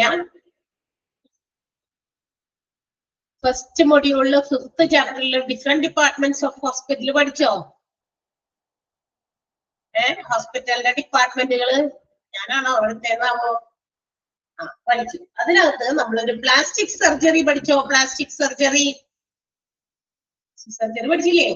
യെസ്, പ്ലാസ്റ്റിക് സർജറി തന്നെ 2 ടൈപ്പ് ഉണ്ടെന്ന് നമ്മൾ പഠിച്ചു. അതേതൊക്കെയാ? പ്ലാസ്റ്റിക് സർജറി ക്ലാസിഫൈഡ് ആസ് ഏതൊക്കെയാ? കോസ്മെറ്റിക് സർജറിയും പിന്നെ കോസ്മെറ്റിക് സർജറി ഉണ്ടല്ലോ, പഠിച്ചിട്ട് ഓർമ്മയൊന്നുമില്ലെന്ന് തോന്നുന്നു ആർക്കും. പ്ലാസ്റ്റിക് സർജറിയിലാണ് 2 ക്ലാസിഫിക്കേഷൻസ് നമ്മൾ പഠിച്ചത്. അതിലൊരെണ്ണമാണ് കോസ്മെറ്റിക് സർജറി. ഈ കോസ്മെറ്റിക് സർജറി എന്താണ് നമ്മൾ അന്ന് പറഞ്ഞിരുന്നു? ടു എൻഹാൻസ് ദ അപ്പിയറൻസ്, നമ്മളുടെ സൗന്ദര്യമൊക്കെ വർദ്ധിപ്പിക്കാൻ വേണ്ടി ചെയ്യുന്ന ഒരു എന്താ പറയാ സർജറിയാണ്. എന്നുവെച്ചാൽ സാധാരണ സെലിബ്രിറ്റീസ്, ഫിലിം ഫീൽഡിലൊക്കെ വർക്ക് ചെയ്യുന്നവര് ഇവരൊക്കെയാണ് അത് ഉപയോഗിക്കാന്നൊക്കെ നമ്മൾ അന്നുള്ള കാര്യങ്ങൾ പറഞ്ഞു എന്ന് പഠിച്ചപ്പോ. മാത്രമല്ല ഇന്നിപ്പോ കാശുകാരായിട്ടുള്ള ആളുകളൊക്കെ ചെയ്യുന്നുണ്ട് നമ്മളുടെ നിലവിലുള്ള നമ്മുടെ സൗന്ദര്യം ഒന്ന് വർദ്ധിപ്പിക്കാനായിട്ട് വേണ്ടി. അതേസമയം നമ്മുടെ റീകൺസ്ട്രക്റ്റീവ് സർജറി എന്ന് പറയുന്ന ഇതിന്റെ 2ാമത്തെ ക്ലാസിഫിക്കേഷൻ ഉണ്ട്. അത് ജനിച്ചപ്പോഴോ അല്ലെങ്കിൽ ഇടയ്ക്ക് വെച്ചിട്ട് വല്ല അപകടങ്ങൾ കൊണ്ടോ നമുക്കുണ്ടാകാവുന്ന നമ്മളുടെ ഫിസിക്കലായിട്ടുള്ള ചില മാറ്റങ്ങൾ ചേഞ്ചസിനെയൊക്കെ ഇല്ലാണ്ടാകും. പക്ഷെ ഇപ്പൊ നമ്മൾ വലിയ ആക്സിഡന്റ്, ബോഡിയിൽ നിന്നൊക്കെ തലത്ത് വീണു, മുഖത്തിന്റെ ഒരു ഭാഗമൊക്കെ എന്തെങ്കിലുമൊക്കെ ഏതെങ്കിലും വേറെ ഷേപ്പിലായിരിക്കും. അപ്പൊ ആ ഷേപ്പൊക്കെ ഒന്ന് റീകൺസ്ട്രക്ട് ചെയ്യുക, അത് പുനഃസ്ഥാപിക്കാൻ വേണ്ടിയിട്ട് നടത്തുന്ന സർജറി. അത് നമുക്ക് അപ്പിയറൻസ് വർദ്ധിപ്പിക്കലല്ല, നമ്മൾ നേരത്തെ ഉണ്ടായിരുന്ന ആ രൂപത്തിലേക്ക് എങ്കിലും നമുക്ക് തിരിച്ചു വരാൻ വേണ്ടിയിട്ട് നടത്തുന്ന, നമ്മുടെ ബോഡിയിൽ നിന്ന് തന്നെ എന്തൊക്കെയോ എടുത്തിട്ട് അങ്ങനെ മാറ്റി ഒരു സർജറിയിലൂടെയൊക്കെ നമ്മളെ ഒന്ന് റിഫോം ചെയ്ത് മാറ്റി കൊണ്ടുവരുന്നതാണ്. മറ്റേതെന്താ, നിലവിൽ നമ്മളൊരു ഫിസിക്കലി നമുക്ക് കാണുമ്പോൾ ഒരു കുഴപ്പമൊന്നുമില്ല, പക്ഷെ സൗന്ദര്യം ഒന്ന് വർദ്ധിപ്പിക്കാൻ വേണ്ടി, നിറം കൂട്ടാൻ വേണ്ടിയോ അല്ലെങ്കിൽ ഒത്തിരി മലിഞ്ഞിരിക്കുന്നവര് കുറച്ചൊന്ന് എന്താ പറയാ ബബ്ലി ആകാൻ വേണ്ടിയോ, അല്ലെങ്കിൽ ഭയങ്കര ചെപ്പിയായിട്ടിരിക്കുന്നവര് കുറച്ചൊന്ന് മെലിയാൻ വേണ്ടിയോ, വയറൊക്കെ ഫ്ലാറ്റ് ആക്കാൻ വേണ്ടിയോ ഒക്കെ ചെയ്യുന്ന കുറെ കാര്യങ്ങളൊക്കെ ഉണ്ടല്ലേ. അപ്പൊ അതിനകത്താണ് ആ 2ാമത് പറഞ്ഞ കോസ്മെറ്റിക് സർജറി പെടുക. ഇത് നമ്മൾ നിലവിലുള്ള കാര്യത്തെ കുറച്ചും കൂടി ഇംപ്രൂവ് ചെയ്യാൻ, എൻഹാൻസ് ചെയ്യാനാണ് ഈ കോസ്മെറ്റിക് സർജറി ഉപയോഗിക്കുക. അത് വളരെ എക്സ്പെൻസീവ് ആണ്. മാത്രമല്ല it's A type of luxury എന്ന് പറയാം. അതൊരു ആഡംബരമാണ് തീർച്ചയായിട്ടും. ഈ ആഡംബരങ്ങൾക്ക് തീർച്ചയായിട്ടും എന്തില്ല, നമ്മുടെ ഇൻഷുറൻസ് കവറേജ് കൊടുക്കില്ല എന്നാണ് IRDAI പറയുന്നത്. കോസ്മെറ്റിക് സർജറിക്ക് കവറേജ് ഇല്ലാന്ന് മനസ്സിലായ? പറയാൻ വേണ്ടി ഞാൻ പഴയതിലേക്ക് ഒന്ന് വെറുതെ പോയി, അതുകൊണ്ട് ആ 2 കാര്യം കൂടി മനസ്സിലായി. പ്ലാസ്റ്റിക് സർജറി 2ആയി തരംതിരിച്ചിട്ടുണ്ട്, കോസ്മെറ്റിക് സർജറിയും റീകൺസ്ട്രക്ഷൻ സർജറിയും കേട്ടോ. ഓക്കെ, അടുത്തത് IVF ആൻഡ് ഫെർട്ടിലിറ്റി ട്രീറ്റ്മെന്റ്. അതിനും കവറേജ് ഇല്ലാന്ന്. എന്താ IVF ആൻഡ് ഫെർട്ടിലിറ്റി ട്രീറ്റ്മെന്റ്? ഒരുപാട് പരസ്യങ്ങളുണ്ടെന്ന് ഇപ്പൊ നമ്മള് എന്താ പറയാ ഫേസ്ബുക്ക് തുറന്നാലും ഇൻസ്റ്റഗ്രാം തുറന്നാലും ഒരുപാട് ഇതുപോലെയുള്ള ട്രീറ്റ്മെന്റുകൾ പ്രൊവൈഡ് ചെയ്യുന്ന ഹോസ്പിറ്റൽസിനെ കുറിച്ച് അഡ്വർടൈസ് ചെയ്യുന്നുണ്ട്. ദാറ്റ് മീൻസ് നമുക്ക് ഇൻ വിട്രോ ഫെർട്ടിലൈസേഷനിലൂടെ, കൃത്രിമ ഗർഭധാരണത്തിലൂടെ കുട്ടികളെ ഉത്പാദിപ്പിക്കുന്ന ഒരു ടെക്നോളജിയാണ് അല്ലെ. അപ്പൊ അങ്ങനെയുള്ള കാര്യങ്ങൾക്ക് എന്തില്ല, ഇൻഷുറൻസ് കവറേജ് ഇല്ല എന്നാണ് പറയുന്നത്. എന്ത് പഠിക്കുമ്പോഴും മറ്റേ കാര്യം മറക്കണ്ട, ടേംസ് ആൻഡ് കണ്ടീഷൻസ് മാറുന്നതനുസരിച്ച് ചില അത് പ്രൈവറ്റ് ആയിട്ടുള്ള ഇൻഷുറൻസുകാരൊക്കെ ചിലപ്പോൾ പ്രൊവൈഡ് ചെയ്യണ്ടാവുമായിരിക്കും. കാരണം ഹ്യൂജ് എമൗണ്ട് പ്രീമിയം വാങ്ങിച്ചിട്ട്, വലിയ എമൗണ്ട് പ്രീമിയം വാങ്ങിച്ചിട്ട് ചിലപ്പോ ഇത് ഈ പറയുന്നതിന് ചിലതൊക്കെ മാറ്റങ്ങൾ വന്നിട്ടുണ്ടായിരിക്കാം. പുതിയ ഇൻഷുറൻസ് പ്ലാനുകളിലൊക്കെ ഒരുപാട് മാറ്റങ്ങളൊക്കെ വന്നിട്ടുണ്ടാകാം. കോമൺലി നമ്മുടെ ഗവൺമെന്റ് ഒക്കെ പ്രൊവൈഡ് ചെയ്യുന്ന ഇൻഷുറൻസിനകത്തൊന്നും ഇത് പെടുന്നില്ല. സോറി അത്രേ ഉള്ളൂ. IVF ആൻഡ് ഫെർട്ടിലിറ്റി ട്രീറ്റ്മെന്റുകള് ഇൻഷുറൻസ് കവറേജ് ഇല്ല. In vitro fertilisation, pregnancy and abortion. പ്രഗ്നൻസിക്ക് ചിലയിടത്തൊക്കെ ചില ഇൻഷുറൻസ് ഒക്കെ പ്രൊവൈഡ് ചെയ്യുന്നുണ്ട്. അബോർഷൻ അതില്ല, തീർച്ചയായിട്ടും ഇല്ലാതാക്കുന്ന ഒരു കാര്യമാണ്.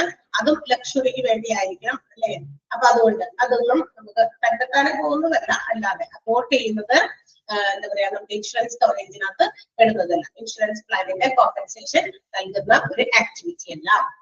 അടുത്തത് മിസ്സലേനിയസ് ചാർജസ്. ഈ പോയിന്റുകൾ ഇങ്ങനെ ഓർത്താൽ മതി. ഇതാ ഏതാണ് IRDAI-യുടെ എന്താ പറയാ ലിസ്റ്റില് വരാത്ത മെഡിക്കൽ അല്ലെങ്കിൽ ഡിസീസസ് ഏതൊക്കെയാണ് എന്ന് പറഞ്ഞിട്ടുണ്ട്. Cosmetic surgery, IVF and fertility treatment, pregnancy and abortion and next miscellaneous charges. ആ മിസ്സലേനിയസ് ചാർജസിന്റെ എക്സ്പ്ലനേഷൻ ആണ് അതിന്റെ താഴെയുള്ളത്, ആരോ മാർക്കിന്റെ താഴെ. കാരണം അത് അടുത്ത പോയിന്റ് അല്ല, അടുത്ത ആ സാധനത്തിനെ ഒന്ന് എക്സ്പാൻഡ് ചെയ്തേക്കട്ടെ. എന്താണ് അതിനെ കുറിച്ച് പറയുന്നത്?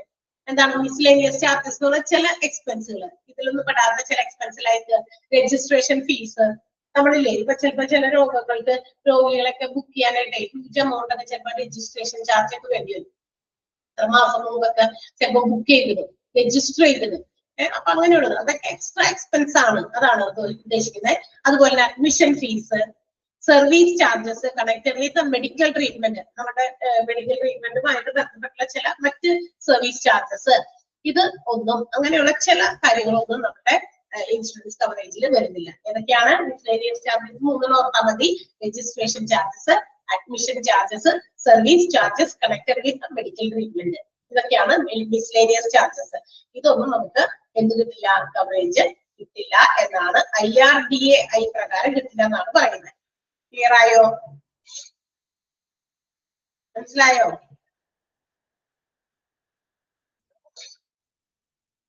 ഓക്കെ. അടുത്തത് ഹെൽത്ത് സപ്ലിമെന്റ് ആണ്. ഹെൽത്ത് സപ്ലിമെന്റ് എന്ന് പറഞ്ഞാൽ എന്താ? നമ്മളെ എന്താ പറയാ നമ്മുടെ ആരോഗ്യ സംരക്ഷണത്തിന് എന്ന് വെച്ചാൽ ആരോഗ്യ സംരക്ഷണം എന്ന് പറഞ്ഞു കഴിഞ്ഞാൽ പല രീതിയിൽ നമുക്ക് സംരക്ഷിക്കാമല്ലോ. ചിലർക്ക് കുറെ ഹാർഡ് വർക്ക് ചെയ്തൊക്കെ ആരോഗ്യ സംരക്ഷണത്തിന് വേണ്ടിയിട്ട് പല കാര്യങ്ങളും ചെയ്യും, ലൈക്ക് എക്സസൈസ്, സ്വയമായിട്ട് കുറെ വാക്കിങ്ങിനൊക്കെ പോയിട്ടൊക്കെ. പക്ഷെ ചില ആളുകൾ മടിയൊക്കെ ഉള്ളവരൊക്കെ ഉണ്ടാകുമ്പോൾ തീർച്ചയായിട്ടും നമ്മള് ഇതുപോലെയുള്ള ചില ഏജൻസികളും മറ്റു കാര്യങ്ങളൊക്കെ പറയുന്ന ചില കാര്യങ്ങളൊക്കെ ചെയ്യാനായിട്ട് നമുക്ക് കുറച്ച് കാശ് ചെലവായാലും നമ്മൾ ബോഡി ഹെൽത്ത് ആക്കുക എന്നൊക്കെയാണ്. എത്രത്തോളം അതെന്താന്ന് നമുക്കറിയില്ല. അപ്പൊ ഇന്ത്യയില് ഹെൽത്ത് സപ്ലിമെന്റ്സ് ലൈക്ക് പ്രോട്ടീൻ ഷേക്കുകളൊക്കെ അല്ലെ, അതായത് നമ്മൾ രാവിലെ തുടങ്ങി വൈകുന്നേരം വരെ കഴിക്കുന്നത് ഈ പ്രോട്ടീൻ ഹെൽത്ത് ഡ്രിങ്ക് മാത്രം കഴിച്ചാൽ മതി, നമുക്ക് അതൊരു നല്ല ഡയറ്റ് ആണ് അല്ലെ. അപ്പൊ അതിനകത്ത് എല്ലാം അടങ്ങിയിട്ടുണ്ട്, സോ നമുക്ക് വിശക്കില്ല, അത് എന്തെന്നൊക്കെ പറഞ്ഞിട്ടൊക്കെ കൊടുക്കുന്നുണ്ട്. അതിലൊന്നും നമ്മുടെ ഹെൽത്ത് ഇൻഷുറൻസ് കവറേജ് കിട്ടില്ല. അതിനുവേണ്ടി ചെലവാക്കുന്ന തുക നമുക്കറിയാം, അതിന് തന്നെ ഇത്ര രൂപയൊക്കെ ചെലവാകുന്നുണ്ട്. ഒരുപാട് ആളുകളൊക്കെ കുറെ ട്രൈ ചെയ്തിട്ടുണ്ട്. അത് തുടക്കം ഇറങ്ങിയപ്പോ ഒരുപാട് പേരൊക്കെ അതിനകത്തൊക്കെ വീണിട്ടുണ്ട്, കഴിച്ചിട്ടുണ്ടാവും. അത് കഴിഞ്ഞ് കുറെ കഴിഞ്ഞ് കഴിയുമ്പോൾ വീണ്ടും അതുപോലെ തന്നെ അത് നമുക്ക് അഫോർഡ് ചെയ്യാൻ പറ്റണ്ടേ, കുറെ കാശാണല്ലോ. ഇതിനൊന്നും ഇൻഷുറൻസ് കവറേജ് കിട്ടില്ല. അപ്പൊ പിന്നെ എന്ത് ചെയ്യും? സ്വന്തമായിട്ട് കാശ് കയ്യിൽ നിന്ന് കൊടുക്കണം. അതൊക്കെ പോയി അവസാനം നമ്മള് എന്താ പറയാ ഇല്ലാണ്ടായി കഴിയുമ്പോ ഇനി പഠിത്ത് അപ്പൊ പിന്നെ നമ്മൾ നിർത്തി. കുറെയൊക്കെ ഓക്കെ, നമ്മുടെ ബോഡി ഒക്കെ സെറ്റ് ആയിരുന്നു. ഭക്ഷണം 3-4 നേരം കഴിക്കുമ്പോ നമ്മള് ഈ ഡ്രിങ്ക് മാത്രം കഴിച്ചിട്ട് കഴിഞ്ഞ് കഴിഞ്ഞാൽ ഒബ്വിയസ്ലി നമുക്കറിയാം നമ്മുടെ ഒരു നേരം ഭക്ഷണം കഴിക്കുമ്പോഴത്തേക്കും ഭക്ഷണം കഴിച്ചില്ല ഈ ശരീരത്തിൽ വരില്ലല്ലോ, അതിന്റെ അകത്തൊന്നും നമുക്കൊന്നും കിട്ടാനില്ല അല്ലെ.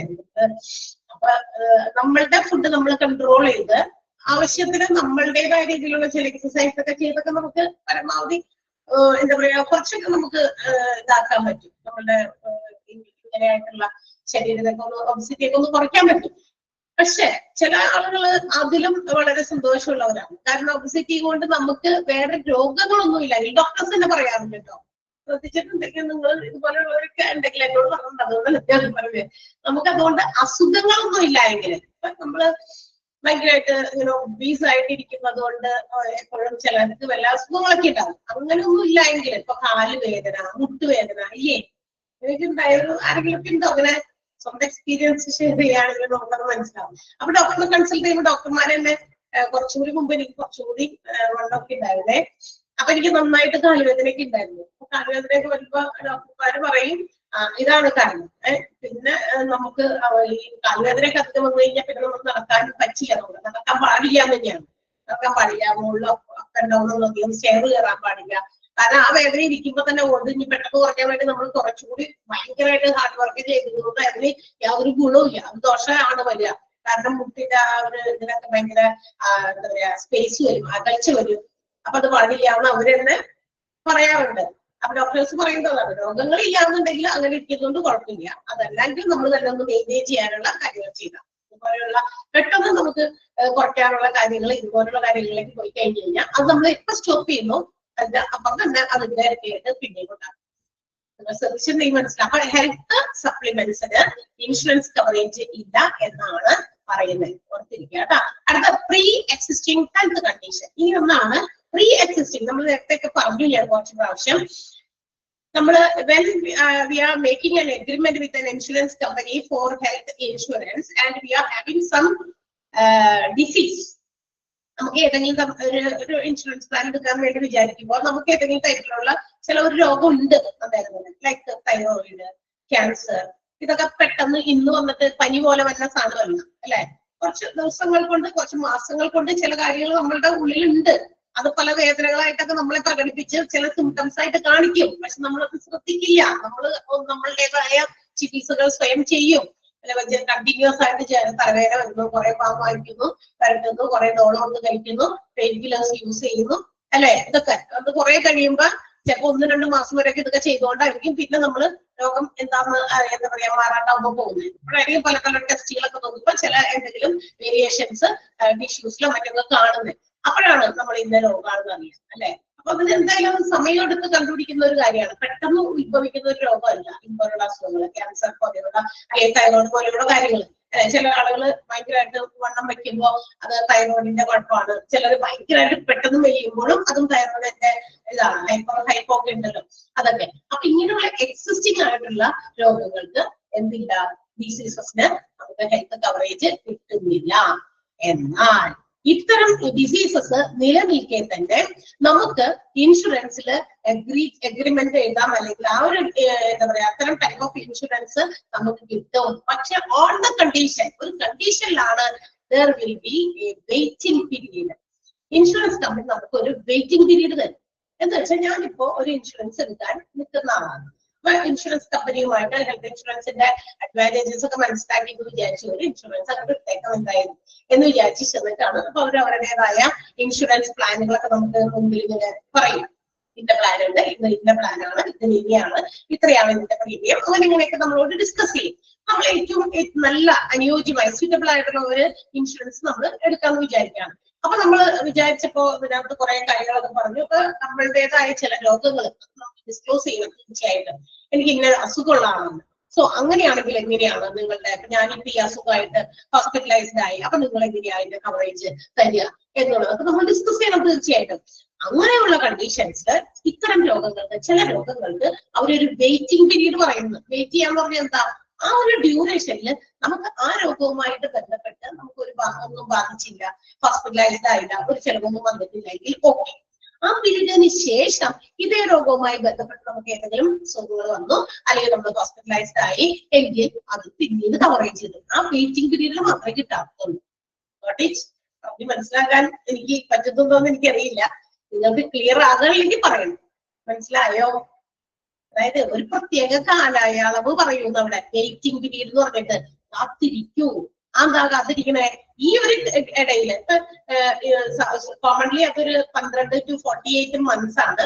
1 വർഷം മുതൽ 4 വർഷം വരെയാണ് വെയിറ്റിംഗ് പീരീഡ്. ആ പീരീഡിനുള്ളിൽ ഇപ്പൊ ഞാൻ പറയാം വേണമെങ്കിൽ എന്താ പറയാ, എന്തെങ്കിലും എന്താ പറയാ തൈറോയിഡ് എന്ന് പറയുന്ന ഒരു രോഗം തന്നെ, ആ രോഗവുമായിട്ട് ബന്ധപ്പെട്ട് അത് പെട്ടെന്ന് ചിലപ്പോഴൊക്കെ വയ്യാണ്ടായി ഹോസ്പിറ്റലൈസ്ഡ് ആകാനും തൈറോയിഡൊക്കെ വേറെ രീതിയിലേക്ക് മാറാനൊക്കെ സാധ്യതകളുണ്ട്.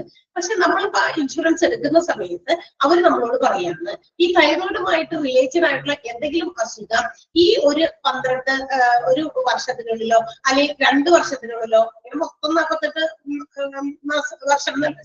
മാസം എന്നല്ല കേട്ടോ, 4 വർഷം മൊത്തത്തിലല്ല, ചിലപ്പോൾ ഓരോ ഇൻഷുറൻസ് കമ്പനി അവരുടേതായ രീതിയിൽ സമയം പറയും. 1 വർഷത്തിനുള്ളിൽ നിങ്ങൾക്ക് ഈ അസുഖവുമായിട്ട് ബന്ധപ്പെട്ട് നിങ്ങൾക്ക് ഹോസ്പിറ്റലൈസ്ഡ് ആകേണ്ടതോ ചെലവുകളോ ഒന്നും വന്നില്ലെങ്കിൽ പിന്നത്തെ വർഷം എന്ന് വെച്ചാൽ 1 വർഷം കഴിഞ്ഞ് കഴിയുമ്പോൾ തുടങ്ങി നിങ്ങൾക്ക് ഇതിന് കവറേജ് കിട്ടും. പിന്നെ നിങ്ങൾക്ക് ഏത് അസുഖം നിങ്ങൾക്ക് ഉള്ള അസുഖത്തിൻ്റെതായ രീതിയിലുള്ള ഹോസ്പിറ്റലൈസേഷനോ വന്നാൽ നിങ്ങൾക്ക് കവറേജ് കിട്ടും എന്ന് പറയും. മനസ്സിലായി? ആ ഒരു സമയത്ത് മാത്രം അവര് പറയുന്ന ആ കാലയളവിൽ മാത്രം അവര് കവറേജ് തരില്ല. അപ്പൊ ഉണ്ടാകുന്ന ചെലവുകൾ, ഇപ്പൊ എനിക്ക് ഉണ്ടായ രോഗത്തിനെ പറ്റി അതിനിടയ്ക്ക് ഞാൻ ഇൻഷുറൻസ് എടുത്തു, ഒരു 2 മാസം കഴിഞ്ഞപ്പോ തന്നെ തൈറോയ്ഡ് സംബന്ധമായിട്ടുള്ള എന്തെങ്കിലും അസ്വസ്ഥത കൊണ്ട് ഞാൻ ഹോസ്പിറ്റലൈസ്ഡ് ആയി. ഇൻഷുറൻസ് കമ്പനിയെ അറിയിക്കാൻ പറ്റില്ല, എനിക്ക് ക്ലെയിം തരാൻ പറഞ്ഞു. ബിക്കോസ് അവരെന്നോട് വെയിറ്റിംഗ് പീരീഡ് പറഞ്ഞിരിക്കുകയാണ് 1 ഇയർ.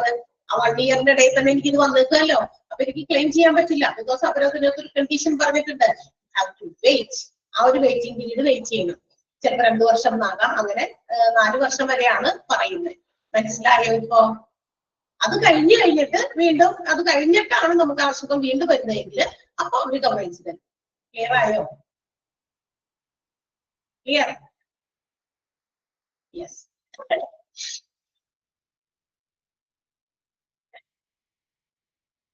ഓക്കെ. ആ വെയിറ്റിംഗ് പീരീഡിന്റെ ആ ഒരു സമയം അണ്ടർലൈൻ ചെയ്തത്. Waiting period depends on the insurer.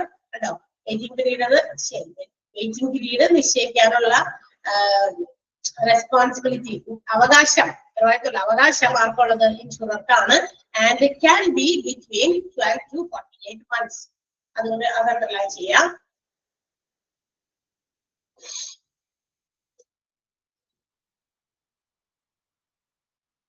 Okay, അടുത്തത് ഇനി എന്താ ERDA പറയുന്നത്? ഇനി ഏതിനാണ് കവറേജ് കിട്ടുക എന്ന് പറയുന്നത്? സെൽഫ് ഹാം എന്ന് പറഞ്ഞാൽ, സെൽഫ് ഹാം എന്ന് പറഞ്ഞാൽ എന്താ? നമ്മുടെ ആരോഗ്യത്തെ നമ്മൾ തന്നെ ഹാം ചെയ്യും. ലൈക്ക് സൂയിസൈഡ് അറ്റംപ്റ്റ്, സൂയിസൈഡ് ഒക്കെ പോലെ അല്ലെ? അതായത് ആത്മഹത്യ പോലെയുള്ള കാര്യങ്ങൾ. ഇൻഷുറൻസ് ഒക്കെ എടുത്തിട്ടുണ്ട്, ഇപ്പൊ ഞാൻ പോയാലും നിങ്ങൾക്ക് സുഖമായിട്ട് ജീവിക്കാമെന്നൊക്കെ പറഞ്ഞ ചില ആൾക്കാർക്ക് ഡയലോഗ് കേൾക്കും അല്ലെ? അപ്പൊ ഇൻഷുറൻസ് എടുത്തിട്ട് കുറച്ച് ദിവസം കഴിഞ്ഞ് പോയിട്ട് ഇതിനെ ചെയ്താലൊന്നും കാര്യമില്ല. ഇൻഷുറൻസ് സെൽഫ് ഹാമിന് ഇല്ല. സ്വന്തമായിട്ട് അപകടം നമ്മുടെ ശരീരത്തിൽ വരുത്തി വെച്ചിട്ട് അയ്യോ ഇൻഷുറൻസ് ഉള്ള ആള് ഹോസ്പിറ്റലൈസ്ഡ് ആയി, ചിലപ്പോ അങ്ങനെയൊക്കെ ചെയ്തിട്ട് ചിലപ്പോ ആള് മരിച്ചിട്ടില്ല. ആളെ നമ്മൾ ഹോസ്പിറ്റലിൽ കൊണ്ടുപോകും. എന്തായാലും എത്ര നല്ലതായാലും ചീത്തയായാലും ഒരാളുടെ ജീവൻ എന്ന് പറയുന്നത് ഭയങ്കര വിലപ്പെട്ടതാണ്. സോ എങ്ങനെയെങ്കിലും ഇത് കാണുന്ന ആളുകളെ പെട്ടെന്ന് ഇങ്ങനെയുള്ള സിറ്റുവേഷനിൽ വേറെ ആളെ ഹോസ്പിറ്റലൈസ്ഡ് ആക്കും. അപ്പൊ ആള് എന്താ പറയാ, ഹോസ്പിറ്റലിൽ എന്ന് കഴിഞ്ഞാൽ അവര് പറയാ അവരിപ്പോ സ്വന്തമായിട്ട് ഇങ്ങനെ ചെയ്യാൻ ബുദ്ധിമുട്ട് കൊണ്ട് ചെയ്യാനാന്നൊക്കെ പറഞ്ഞിട്ടൊന്നും ഒരു കാര്യമില്ല. ഡോക്ടേഴ്സിന് അവരുടെ എന്താ പറയാ രോഗത്തിന്റെ ചികിത്സ ട്രീറ്റ്മെന്റ് സ്റ്റാർട്ട് ചെയ്യണമെങ്കിൽ നമ്മൾ ഇവിടുത്തെ പച്ചക്കൊടി കാണിക്കണം. എന്തിന്റെ പച്ചക്കൊടി? കാശൊക്കെ ഉണ്ട്, ഡെപ്പോസിറ്റ് കറക്റ്റ് ആയിട്ട് ഇട്ടോളാമെന്ന് ഒന്നില്ലെങ്കിൽ നമ്മളോ അല്ലെങ്കിൽ ഇൻഷുർഡ് ആയിട്ടുള്ള ആളാണെങ്കിൽ ഇൻഷുറൻസ് കമ്പനിയോ ഗ്രീൻ ഫ്ലാഗ് കാണിക്കണം. ഓക്കെ, കണ്ടിന്യൂ ദ ട്രീറ്റ്മെന്റ് എന്നൊക്കെ പറയണം. മനസ്സിലായോ? അങ്ങനെ കൊടുത്താലും അത്രേ കാശുണ്ടെന്ന് മനസ്സിലായാലോ അത്രേ ട്രീറ്റ്മെന്റ് ഒക്കെ തുറന്നുള്ളൂ.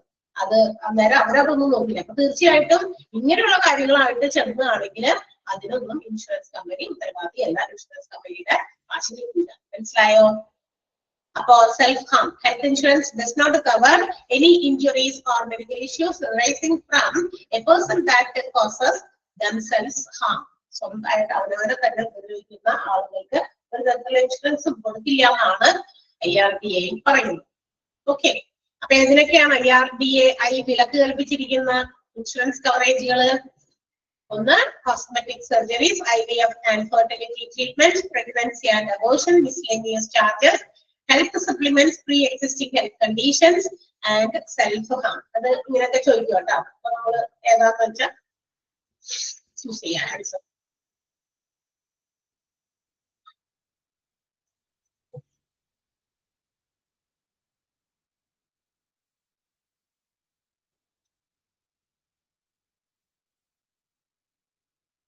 വായിച്ചു നോക്കാമോ? അത്രയും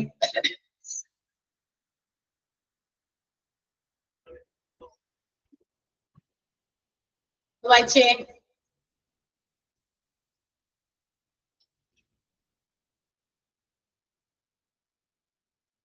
നമുക്ക് ഇത് നമ്മള് ലിസ്റ്റിൽ പെടാത്ത അസുഖങ്ങളാണ്, നമ്മൾ അറിഞ്ഞിരിക്കണം.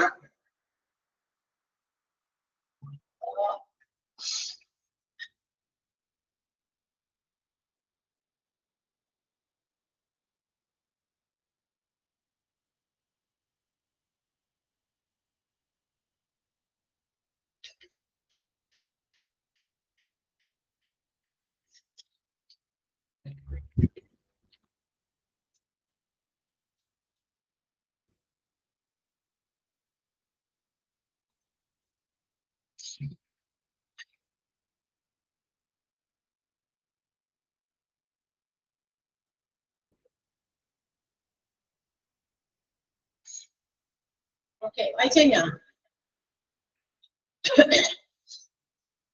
കാര്യം ചോദിച്ചോട്ടെ. നമ്മളുടെ ഫോർത്ത് മൊഡ്യൂളിലെത്തിയ എല്ലാ ടീച്ചേഴ്സും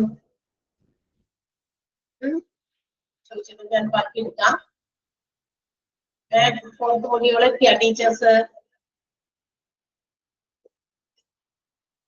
പറയ്. എല്ലാ ടീച്ചേഴ്സിന്റെ ഫോർത്ത് മൊഡ്യൂളായി. ഓക്കെ, ഫോർത്ത് മൊഡ്യൂളിൽ എത്ര ചാപ്റ്റർ കംപ്ലീറ്റ് ചെയ്തു? കംപ്ലീറ്റ് ചെയ്തത് എത്രണ്ണം? ഫോർത്ത് മൊഡ്യൂളില് എല്ലാ തീർന്ന ഏതെങ്കിലും ചാപ്റ്റർ ഉണ്ടോ? 11 ചാപ്റ്റേഴ്സ് ആണ് ഫോർത്ത് മൊഡ്യൂളിലുള്ളത് അല്ലെ? 4 എണ്ണം തീർന്നു അല്ലെ? 4 എണ്ണം തീർന്നുണ്ട്, ബാക്കി 7 എണ്ണം ഉള്ളൂ. ഓക്കെ, ബാക്കി 7 എണ്ണം എല്ലാവരും എടുത്തോണ്ടിരിക്കുന്നുണ്ട്.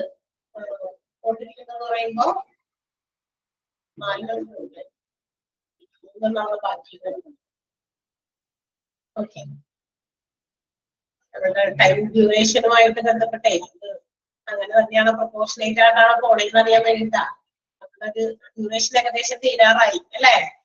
തീരാറായോ?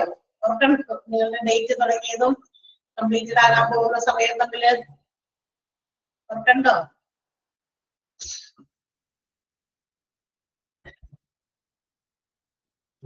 അതുപോലെ തന്നെ അതനുസരിച്ച് നിങ്ങളുടെ പഠിക്കുന്ന കാര്യങ്ങളും പ്ലാൻ ചെയ്യാം കേട്ടോ, പരീക്ഷയ്ക്ക് വേണ്ടിയിട്ട്. ഓക്കെ, ഇനി നമുക്ക് ഓക്കെ അടുത്തത് diseases not covered under waiting period. ഇനി അടുത്തത് നമുക്ക് പഠിക്കാൻ പോകുന്നത് ഒരുപാട് ഡിസീസസ് ഹെൽത്ത് ഇൻഷുറൻസ് കവർ ചെയ്യുന്നത് കൊണ്ട് അതുപോലെ തന്നെ കവർ ചെയ്യാത്തതുകൊണ്ട്. ഇപ്പൊ നമ്മളോട് കവർ ചെയ്യാത്ത IRDA പ്രകാരം ഒരു ഇതിലും, അതായത് ഒരു രീതിയിലും കവറേജ് കിട്ടാത്തതിന്റെ കാര്യങ്ങളാണ് പറഞ്ഞത്. അതില് നമുക്ക് പ്രീ എക്സിസ്റ്റിംഗ് ആയിട്ടുള്ള രോഗത്തിന് മാത്രം ഒരു വെയിറ്റിംഗ് പീരീഡ് പറഞ്ഞിട്ടുണ്ടെന്ന് നമ്മൾ പറഞ്ഞു. ഇനി നമ്മൾ പറയാൻ പോകുന്നത് വെയിറ്റിംഗ് പീരീഡില് നമുക്ക് കുറച്ച് വെയിറ്റ് ചെയ്യേണ്ടി വരുന്ന ചില രോഗങ്ങളെ കുറിച്ചിട്ടാണ്. Given below is the list of disease not covered under health insurance but come with a waiting period. ഒരു വെയിറ്റിംഗ് പീരീഡ് പറഞ്ഞ് ആ ഒരു വെയിറ്റിംഗ് പീരീഡിന് ഉള്ളില് അസുഖങ്ങൾ വരുന്ന കഴിയുമ്പോൾ നമുക്ക് കവറേജ് കിട്ടില്ല. വെയിറ്റിംഗ് പീരീഡ് പറയുന്ന ചില രോഗങ്ങളാണ് നമ്മൾ ഡിസ്കസ് ചെയ്യാൻ പോകുന്നത്. ഈ രോഗങ്ങളുടെ പേര് മാത്രം നമുക്ക് പഠിക്കാനുള്ളൂ, അല്ലാതെ അത് നമുക്ക് കൂടുതലൊന്നും അതിനെ കുറിച്ച് പറയേണ്ട ആവശ്യമില്ല. ഗാസ്ട്രോ ഇൻഡസ്ട്രിയൽ അൾസറുകൾ, അതായത് നമ്മുടെ വയറിനകത്തുണ്ടാകുന്ന പലതരത്തിലുള്ള അൾസേഴ്സ് ഒക്കെ കേട്ടോ, അതൊക്കെ വെയിറ്റിംഗ് പീരീഡ് പറയും. ഇതൊക്കെ പെട്ടെന്ന് വരുന്നതല്ല, അതുകൊണ്ടാണ് പ്രശ്നം. മനസ്സിലായോ? അൾസേഴ്സ് ഒക്കെ കുറെയൊക്കെ നമ്മളുടെ അശ്രദ്ധ കൊണ്ട് വരുന്നതാണ് അല്ലേ? ആലോചിച്ച് നോക്കിയാൽ നിങ്ങള്. നമ്മള് ഇതുപോലെ ഞാൻ നേരത്തെ പറഞ്ഞല്ലോ, നമ്മൾ തന്നെ സ്വന്തമായിട്ട് ചില കാര്യങ്ങൾക്ക് ചികിത്സ ചെയ്യും.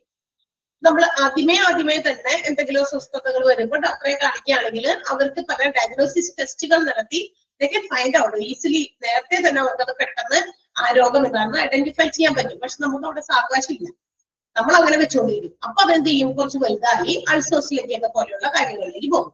അപ്പൊ അതൊക്കെ പെട്ടെന്ന് വരുന്നതാണ്. അത് അശ്രദ്ധ കൊണ്ട് തന്നെ വരുന്നതാണ്. അപ്പൊ അതിനൊക്കെ എപ്പോഴെപ്പോഴും ചികിത്സ വേണം എന്നൊക്കെ പറഞ്ഞു കഴിഞ്ഞാൽ ഇൻഷുറൻസ് എടുത്തപ്പോ തന്നെയൊക്കെ വീണ്ടും എപ്പോഴെപ്പോഴും ഹോസ്പിറ്റലൈസ്ഡ് ആകുന്നു, ആ ചെലവൊക്കെ ഇൻഷുറൻസ് കമ്പനി മീറ്റ് ചെയ്യണം എന്ന് പറഞ്ഞു കഴിഞ്ഞാൽ ഇറ്റ്സ് നോട്ട് പോസിബിൾ അല്ലെ? അപ്പൊ അതുകൊണ്ടാണ്.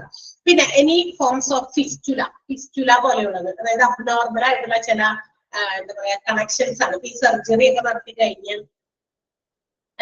എന്തെങ്കിലുമൊക്കെ എന്താ പറയാ, അതന്നെ ചില ബോഡി പാർട്സ് തമ്മിലുണ്ടാകുന്ന ചില കണക്ഷൻസ് ആണ് ഫിസ്റ്റുല എന്നൊക്കെ പറയും. അങ്ങനെയുള്ള ഒരു ഫിസ്റ്റുലാസും എന്ത് ചെയ്യുന്നില്ല, ഇതിനൊക്കെ ഒരു ഇൻഷുറൻസ് ഈ വെയിറ്റിംഗ് പീരീഡ് പറയും. അതിനുശേഷം മാത്രമേ നമുക്ക് കവറേജ് കിട്ടുള്ളൂ, അതിന് മുമ്പ് കിട്ടില്ല. ഇതൊക്കെ എക്സിസ്റ്റിംഗ് രോഗങ്ങളാണ്. Benign prostatic hypertrophy. Prostatic hypertrophy എന്ന് പറയുന്നത് നമുക്കറിയാം, പുരുഷന്മാരുടെ റിപ്രൊഡക്റ്റീവ് ഓർഗനിൽ പെട്ടതാണ് പ്രോസ്റ്റേറ്റ് എന്ന് പറയുന്നത്. ആ പ്രോസ്റ്റേറ്റിനകത്ത് വരുന്ന ചില അബ്നോർമൽ ആയിട്ടുള്ള ക്യാൻസർ പോലെയുള്ള രോഗങ്ങളൊക്കെയാണ്. അപ്പൊ അങ്ങനെയുള്ള കാര്യങ്ങൾക്കും എന്തില്ല, വെയിറ്റിംഗ് പീരീഡ് ഉണ്ട്, അതിന് മുമ്പ് കവറേജ് കിട്ടില്ല. പിന്നെ പൈൽസ് ഓർ ഹെമറാൾസ് ആൻഡ് പൈൽസ് അത് തന്നെയാണ്. പൈൽസ് എന്താണോ അത് തന്നെയാണ് ഹെമറാൾസ്, അതിനും ഇല്ല. പിന്നെ ഡിസ്ഫങ്ഷണൽ യൂട്രസ് ബ്ലീഡിംഗ് ആണ്, സ്ത്രീകൾക്ക് ഉണ്ടാകാവുന്നതാണ്. അത് പെട്ടെന്നുണ്ടാകുന്നതല്ല, അതും കുറെ കാലക്രമേണ ഇങ്ങനെ ശ്രദ്ധിക്കാണ്ട് പോകുന്നതാണ്. അതിനും കിട്ടില്ല. കാറ്ററാക്ട്സ് അതെന്താ, തിമിരമാണ്, അതിനും നമുക്ക് വെയിറ്റിംഗ് പീരീഡ് പ്രൊവൈഡ് ചെയ്യും. ആ ഒരു പീരീഡിനുള്ളിൽ എന്തെങ്കിലും ഉണ്ടായാലും നമുക്ക് കവറേജ് കിട്ടുന്നതല്ല. ഹെർണിയ ഓൾസോ ഒരുതരം സിസ്റ്റ് പോലെയുള്ള അസുഖങ്ങളാണ്, അതിന് കിട്ടില്ല. പിന്നെ അഡിക്ഷൻ ട്രീറ്റ്മെന്റുകൾ, അഡിക്ഷൻ സ്വന്തമായിട്ട് വരുത്തി വെക്കുന്നത്, ഏതെങ്കിലും ഒരു കാര്യത്തിന് നമ്മൾ കൂടുതലായിട്ട് ഉപയോഗിച്ച് അതിന് അഡിക്റ്റഡ് ആയി, ഇനി അതിനെ മാറ്റാനൊക്കെ വേണ്ടിയിട്ട് വേറെ ട്രീറ്റ്മെന്റിന് കൊണ്ടുപോകുന്നു അല്ലെ, നമ്മൾ തന്നെ സ്വന്തമായിട്ട് ഉണ്ടാക്കി വെച്ചിട്ട് അതിന് വരുന്നതിന് വേണ്ടി എക്സ്ട്രാ നമ്മൾ, അപ്പൊ അത്തരം ട്രീറ്റ്മെന്റുകളും ഇതിനകത്ത് പെടുന്നതല്ല, വെയിറ്റിംഗ് പീരീഡിന് ശേഷം മാത്രമേ കിട്ടുള്ളൂ. പിന്നെ ഡെന്റൽ ട്രീറ്റ്മെന്റ് എന്ന് പറയുമ്പോൾ പല്ലിന്റെ ഒക്കെ എന്തെങ്കിലുമൊക്കെ ട്രീറ്റ്മെന്റുകൾ, അത് ഇങ്ങനെയുള്ളതല്ല എങ്കിൽ മാത്രം കിട്ടുള്ളൂ. ഏതിനല്ല, നമ്മുടെ dental injury resulting from an accident, ഇപ്പൊ വലിയൊരു അപകടമൊക്കെ ഉണ്ടായി, എന്നിട്ട് പല്ലിനൊക്കെ വലിയ കേടുപാടൊക്കെ അങ്ങനെ വലിയ എന്തെങ്കിലും ഈ ജോയിനൊക്കെ എന്തെങ്കിലും സംഭവിച്ചു വിചാരിക്കാം, അങ്ങനെയാണെങ്കിൽ കിട്ടും. അതല്ലാത്ത ഡെന്റൽ ട്രീറ്റ്മെന്റിനൊന്നും ഈ പറയുന്ന സമയത്ത് കിട്ടില്ല, വെയിറ്റിംഗ് പീരീഡിന് ശേഷം മാത്രമേ കവറേജ് പ്രൊവൈഡ് ചെയ്യുന്നുള്ളൂ. പിന്നെ ജനറ്റിക് ആയിട്ടുള്ള കോൺജനിറ്റൽ ആയിട്ടുള്ള ഡിസീസസ് എന്ന് വെച്ചാൽ ജനിതകപരമായിട്ടോ അല്ലെങ്കിൽ പാരമ്പര്യമായിട്ടോ കിട്ടുന്ന ചില അസുഖങ്ങളുണ്ട്, അതൊക്കെ ഓൾറെഡി ഇൻബോൺ ആണ്. അപ്പൊ അതുകൊണ്ട് തന്നെ അതിനൊക്കെ ഒരു വെയിറ്റിംഗ് പീരീഡ് പറയും, ആ കാലഘട്ടം കഴിഞ്ഞതിന് ശേഷം മാത്രമേ പ്രൊവൈഡ് ചെയ്യൂ. അപ്പൊ ഇതെല്ലാം ഇൻഷുറൻസ് കവറേജ് ഒരു പർട്ടിക്കുലർ പീരീഡിൽ കിട്ടില്ല, ഓൺലി ആഫ്റ്റർ എ വെയിറ്റിംഗ് പീരീഡിന് ശേഷം മാത്രമേ പ്രൊവൈഡ് ചെയ്യുള്ളൂ. ക്ലിയർ ആയോ? ഇത് ആ പോയിന്റുകൾ പഠിച്ചാൽ മതി, വെറുതെ നമ്മൾ വായിച്ചു നോക്കിയാൽ മതി ഏതൊക്കെയാണ് വെയിറ്റിംഗ് പീരീഡിൽ വരുന്ന ഡിസീസസ് എന്ന് ആലോചിച്ചാൽ മതി. ക്ലിയർ ആയോ? Gastro intestinal ulcer, any forms of fistula, benign prostatic hypertrophy, hemorrhoids and piles, dysfunctional uterine bleeding, cataracts, hernia, addiction treatments, dental treatments, and genetic or congenital diseases. Clear ആയില്ലേ? മനസ്സിലായില്ലേ? Okay, അപ്പൊ നമ്മള് അടുത്ത ദിവസം ഇവിടെ വരുന്നത് പഠിച്ചിട്ട് വരാം. അടുത്ത ദിവസം ഹെൽത്ത് ഇൻഷുറൻസിന്റെ വിവിധ തരങ്ങൾ എന്തൊക്കെയാണ് നമുക്ക് അടുത്ത ദിവസത്തെ ക്ലാസ്സിൽ നോക്കാം. ഓക്കെ, സോ വായിച്ചിട്ടൊക്കെ വരിക. So see you. Thank U.